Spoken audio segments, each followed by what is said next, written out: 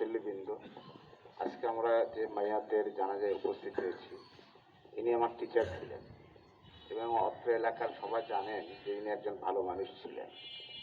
ইনি এই স্কুলের এই এলাকার জন্যে এনার অবদান আছে, এলাকার জন্য প্রত্যেকটা লোকের অবদান আছে।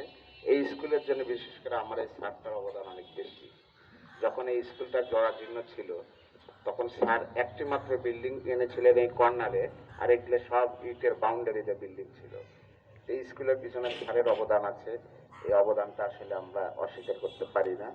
এবং সব থেকে এ বিষয়ে আমার কাছে বেশি খারাপ লাগছে যে কিছুদিন আগে আমরা মসজিদের কমিটি করব, কমিটির মেয়াদ শেষ, যে স্যার সিনিয়র সহসভাপতি ছিলেন, সভাপতির দায়িত্ব পালন করতেন।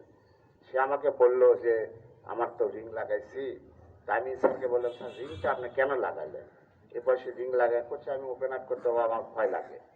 তা আমার সঙ্গে কিন্তু এই 15 দিন আগে স্যারের কথা হয়েছে। আমি স্যার রিং লাগান, এখন একটু রিস্ক, কিন্তু একটু একটু দেখে শুনে আপনি চলাফেরা করেন, রিং লাগালে কিন্তু অনেক নিয়ম কানুন মেনে চলতে হয়।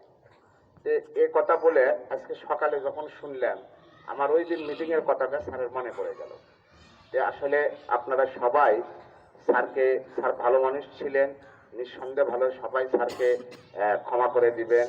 এবং তার যে আজকে ছেলেটা আছে, ছেলেটা সম্পর্কে স্যার আমাকে অনেক গল্প করেছে। আজকে তার মানসিকতা নেই কথা বলার মতো, কথা বলতে পারবে না। পরিবারের পক্ষ থেকে স্যারের ভাই আমার হেলাল ভাই কথা বলবে। স্যার ভালো মানুষ ছিল, আল্লাহ তাকে জান্নাতুল ফেরদৌস দান করুন। সবাই তার জন্য দোয়া করবেন। আসসালামু আলাইকুম।